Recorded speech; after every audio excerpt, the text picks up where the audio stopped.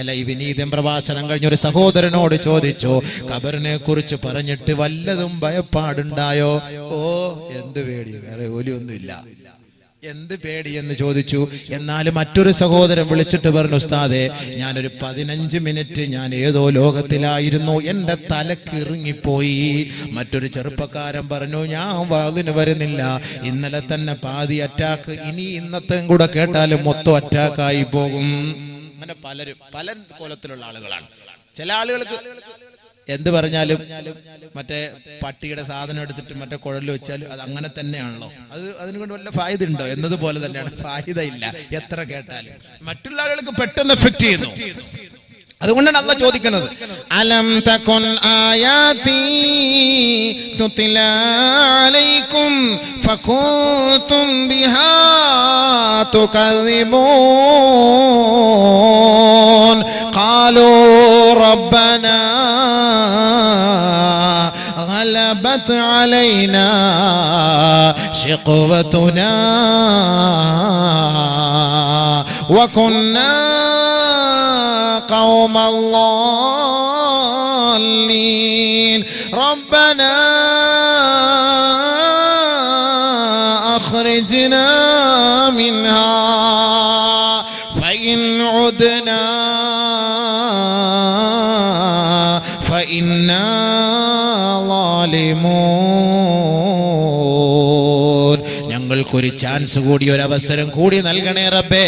ഞങ്ങൾ ഇനി നിന്റെ വിധിവിലക്കുകളെ മാനിച്ചു കൊള്ളാം, നിന്റെ കൽപ്പനകളെ സ്വീകരിച്ചു കൊള്ളാം. ഒരിക്കൽ കൂടി ഒരു അവസരം നൽകണേ അല്ലാ എന്ന അഹങ്കാരികൾ ഖബറിൽ വെച്ച് നിലവിളിക്കുമെന്ന് ഹബീബായ തങ്ങൾ വിളിച്ചു പറയുകയാ. രക്ഷയില്ല, രക്ഷയില്ല, രക്ഷയില്ല, നിനക്കുള്ള സമയം അതിക്രമിച്ചു പോയി, കഴിഞ്ഞുപോയി. നബിയുനാ റസൂലുള്ളാഹി തങ്ങൾ പറയുകയാണ്, ഫഹുവ കൽ മൻഹൂഷ്, അവൻ ഖബറിനകത്ത് മയക്കം ബാധിച്ചവനെ പോലെയാണ് എന്ന് പറഞ്ഞാൽ ഇതെല്ലാം കണ്ട് കേട്ടിട്ട് ആകെ ടെൻഷൻ അടിച്ചിട്ട് മൻഹൂഷ്, ഒരു വല്ലാണ്ട് അബോധാവസ്ഥയിൽ, യനാമു ഉറങ്ങും, വയഫ്സഉ ഞെട്ടി ഉണരും, യനാമു ഉറങ്ങും, പെട്ടെന്ന് ഞെട്ടി ഉണരും, യനാമു വയഫ്സഉ കദാലികൽ അദാബു ഫിൽ ബർസഖ്, ഖബറിനകത്ത് ഇതായിരിക്കും അഹങ്കാരികൾക്കുള്ള ശിക്ഷ. നബിയുനാ റസൂലുള്ളാഹി. ഉറങ്ങാൻ പറ്റൂല, ഒന്ന് ഉറങ്ങാൻ വേണ്ടി ഒന്ന് കണ്ണടയ്ക്കുമ്പോൾ അപ്പോഴത്തേക്ക് അടുത്ത പാമ്പ് കഴുത്തിൽ ചുറ്റുന്നു, പെട്ടെന്ന് അവൻ ഞെട്ടി ഉണരുകയാണ്, നിലവിളിക്കുകയാണ്. ഇതൊക്കെ ഖബറിനകത്തുള്ള സംഭവം ഖുർആൻ ഹദീസും വെച്ച് പറയാണ്. വേണമെങ്കിൽ കേട്ട് മനസ്സിലാക്ക്, ഇല്ലെങ്കിൽ പോയിട്ട് എവിടെയെങ്കിലും തൂങ്ങിച്ചാവും. അല്ലാണ്ട് അവിടെ എന്താ പറയാ, എത്ര കേട്ടിട്ട് മനസ്സിലാവുന്നില്ല എന്ന് പറഞ്ഞാൽ പിന്നെ അവനെ കുറിച്ചിട്ട് എന്താ പറയുക, എലിവിഷം കൊടുത്ത് കൊല്ലുക എന്നുള്ള, അല്ലാതെ വേറെ എന്താ ചെയ്യാ. എൻഡോസൾഫാനേക്കാളും കട്ടിയുള്ള വിഷമാണ് എലിവിഷം. അതാടും അറിയുന്നില്ല. എൻഡോസൾഫാൻ വേണ്ടി നമ്മൾ സമരം ചെയ്യുന്നുണ്ട്, പക്ഷേ എലിവിഷം എന്ന് പറഞ്ഞ സാധനം ഏറ്റവും വലിയ സാധനമാണ്. അപ്പൊ ബഹുമാനമുള്ള സഹോദരങ്ങളെ, ഇത്രയും പറഞ്ഞിട്ട് നമുക്ക് മനസ്സിലാവുന്നില്ല എന്ന് പറഞ്ഞാൽ പിന്നെന്താ? ഖുർആനും ഹദീസുകളിലൂടെയുള്ള വാക്കുകളാണ് ഞാൻ ഉദ്ധരിച്ചുകൊണ്ടിരിക്കുന്നത്, എൻ്റെ വാക്കുകളല്ല. അപ്പൊ ഖബറിനകത്തുള്ള ശിക്ഷ ഒന്നത്, പാമ്പുകൾ ഇങ്ങനെ ഇറങ്ങിക്കൊണ്ടിരിക്കും, അവനെ കടിച്ചുകൊണ്ടിരിക്കും, അവനെ കൊത്തിക്കൊണ്ടിരിക്കും. നബിയുനാ റസൂലുള്ളാഹി സ്വല്ലല്ലാഹു അലൈഹി വസല്ലമ തങ്ങൾ പറയുകയാണ്, അള്ളാന്റെ റസൂൽ ഒരിക്കൽ സ്വഹാബത്തിനോടൊപ്പം രണ്ടാമതായി ഖബറിനകത്ത് ശിക്ഷകൾ ലഭിക്കുന്നത് ആർക്കെന്നറിയുവോ? നബിയുനാ റസൂലുള്ളാഹി തങ്ങള് ഖബറിന്റെ ഓരത്തുകൂടെ നടന്നു പോവുകയാണ്, ബഖീഉൽ ഖർഖദിലൂടെ നടന്നു പോവുകയാണ്. ഹബീബായ റസൂലുള്ളാഹി സ്വല്ലല്ലാഹു അലൈഹി വസല്ലമ തങ്ങൾ നടന്നു പോകുമ്പോ ഒരു ഖബറിലേക്ക് നോക്കിയിട്ട് പറയുകയാണ്, ഇന്നഹുമാ യുഅദ്ദബാൻ. ആ രണ്ട് ഖബറിൽ ശിക്ഷകൾ നടന്നുകൊണ്ടിരിക്കുകയാണല്ലോ, ആ രണ്ട് ഖബറിലെ ശിക്ഷകൾ നടന്നുകൊണ്ടിരിക്കുകയാണല്ലോ. വമാ യുഅദ്ദബാനി ഫീ കബീർ. നിങ്ങൾ ധരിക്കുന്നുണ്ടോ സഹാബത്തെ, വൻ പാപത്തിന്റെ പേരിലാണ് ആ ഖബറിനകത്ത് ശിക്ഷകൾ ലഭിക്കുന്നതെന്ന് നിങ്ങൾ ധരിക്കുന്നുണ്ടോ? അല്ലാഹുവിന്റെ റസൂൽ സഹാബത്തിനോട് ചോദിക്കുകയാ. നബിയുനാ റസൂലുള്ളാഹി സ്വല്ലല്ലാഹു അലൈഹി വസല്ലമ തങ്ങൾ വിശദീകരിക്കുകയാ, വമാ യുഅദ്ദബാനി ഫീ കബീർ. വലിയ പാപത്തിന്റെ പേരിലല്ല ആ ഖബറിനകത്ത് അവർ ശിക്ഷ ലഭിച്ചുകൊണ്ടിരിക്കുന്നത്. ഇന്നഹുമാ യുഅദ്ദബാൻ, ആ ഖബറിനകത്ത് രണ്ടുപേരെയും ശിക്ഷിച്ചു കൊണ്ടിരിക്കുകയാണ്. വമാ യുഅദ്ദബാനി ഫീ കബീർ. അവർ വലിയ തെറ്റുകളൊന്നും ചെയ്തിട്ടില്ല. ബഹുമാനപ്പെട്ട സഹാബാക്കൾ നബി തങ്ങളോട് ചോദിക്കുകയാണ്, നബിയേ, എന്തിന്റെ പേരിലാണ് അവരെ ആ ഖബറിനകത്ത് ശിക്ഷിക്കപ്പെട്ടുകൊണ്ടിരിക്കുന്നത് ഹബീബേ?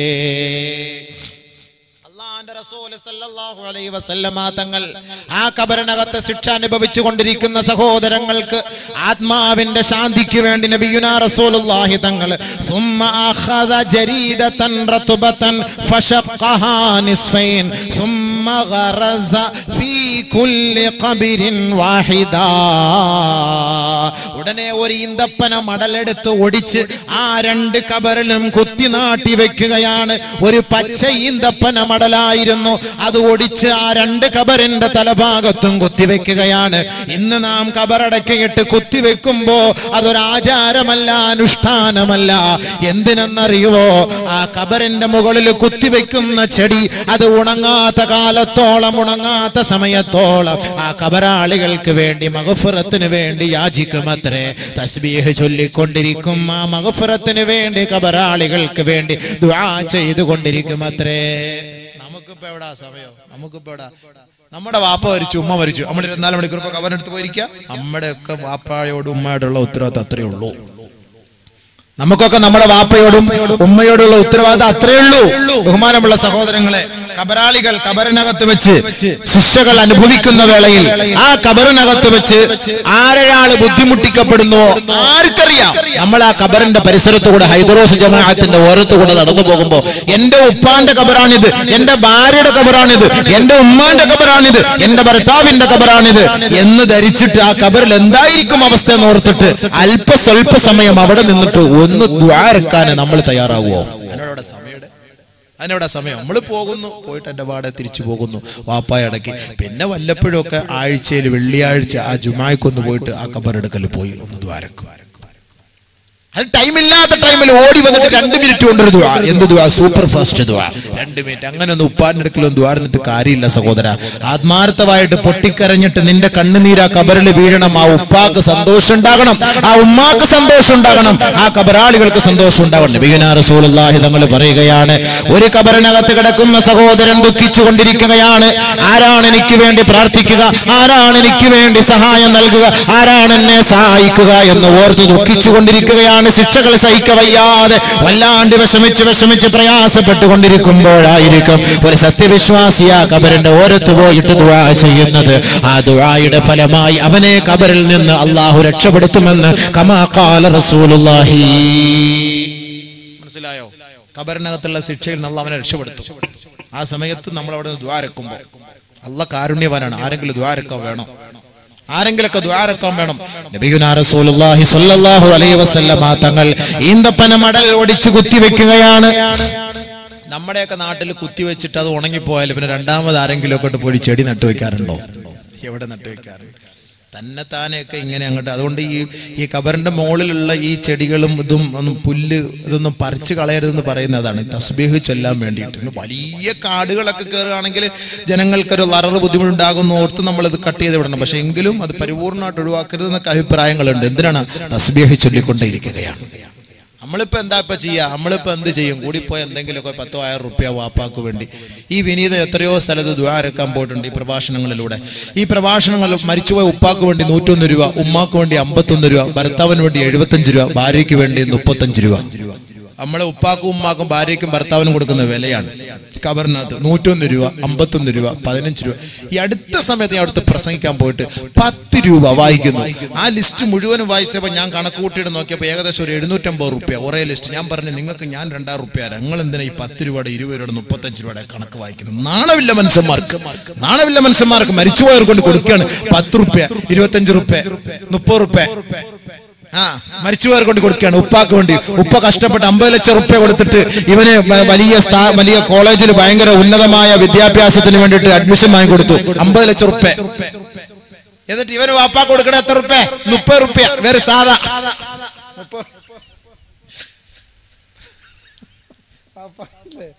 വാപ്പാ കൊടുക്കുന്ന സാധാ 30 റുപ്യ. 50 ലക്ഷം രൂപ കൊടുത്തിട്ടാണ് പാപ്പാക്ക് വേണ്ടിട്ട്, പാപ്പ മകന് വേണ്ടിട്ട് അഡ്മിഷൻ വാങ്ങി കൊടുക്കുന്നത്. ദ്വാരൊക്കെ ഏൽപ്പിക്കുക. 1 ഗ്രാം വാപ്പാക്ക് പറഞ്ഞ 1 ഗ്രാം കണക്ക് കൂട്ടി. ഇന്നത്തെ 22,000 ഇത്ര അല്ല, എന്താ 2,220 എത്ര റുപ്യ? എന്റെ പൊന്നെ.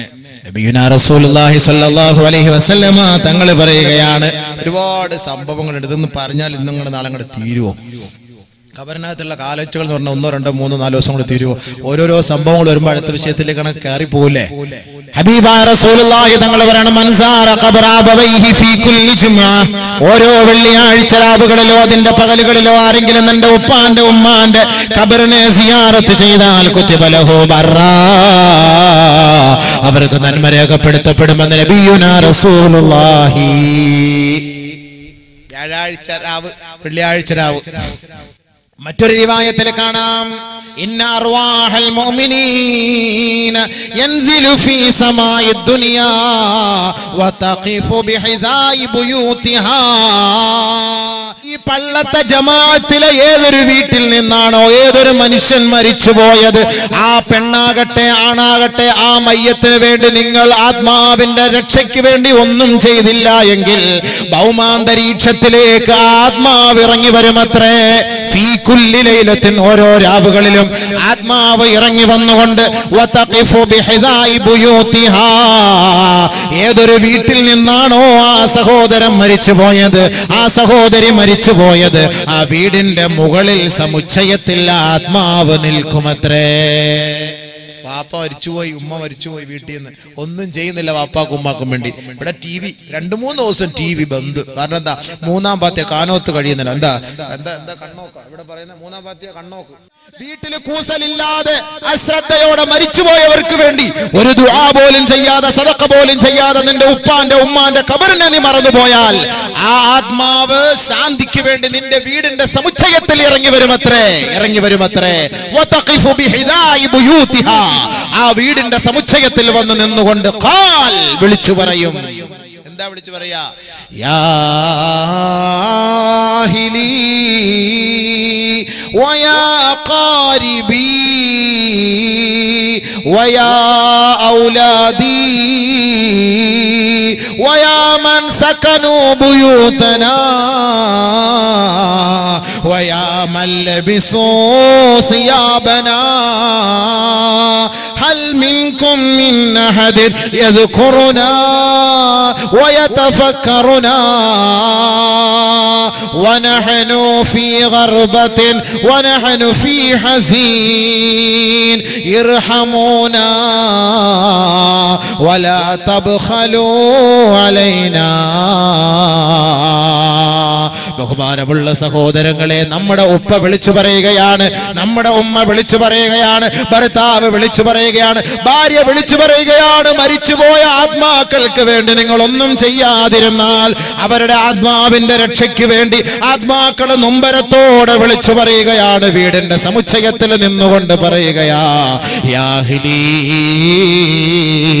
എന്റെ കുടുംബക്കാരെ, എന്റെ കുടുംബക്കാരെ, വയാ ഖാരിബി, എന്റെ സ്വന്തം ജനങ്ങളെ, എന്റെ രക്തബന്ധുക്കളെ, അയൽവക്കക്കാരെ, വയാ മൻ ലബിസു സിയാബനാ,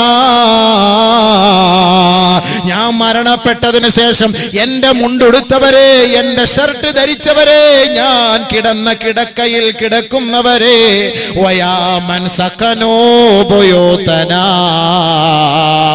ദുബായിൽ 20 വർഷം ജോലി ചെയ്ത്, അബുദാബിയിൽ 20 വർഷം ജോലി ചെയ്ത്, വിദേശത്ത് പോയി കഷ്ടപ്പെട്ട് ജോലി ചെയ്ത്, അമ്പരചുംബികളായ കൊട്ടാരം ഞാൻ എന്റെ കഷ്ടപ്പാട് കൊണ്ട്, എന്റെ ഊർജം, എന്റെ ഓജസ്, തേജസ് ചെലവ് ചെയ്ത് ഞാൻ ഉണ്ടാക്കി പടുത്തുയർത്തിയ ഈ വീട്ടിൽ കഴിയുന്ന എന്റെ മക്കളെ, എന്റെ മരുമക്കളെ, എന്റെ മരുമക്കളെ, ആത്മാവ് വിളിച്ചു പറയുകയാണ്, ഉദ്കുറൂനാ,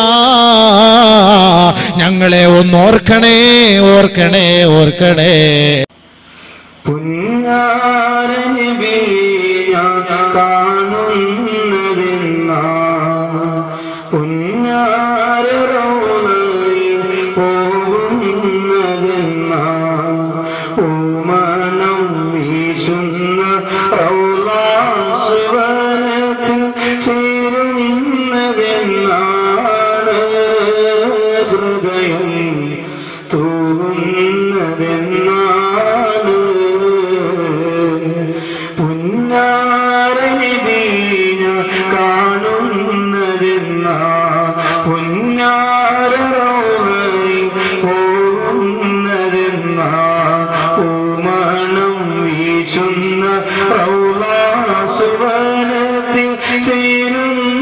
ചേരുന്നതെന്നാണ് വരുന്നു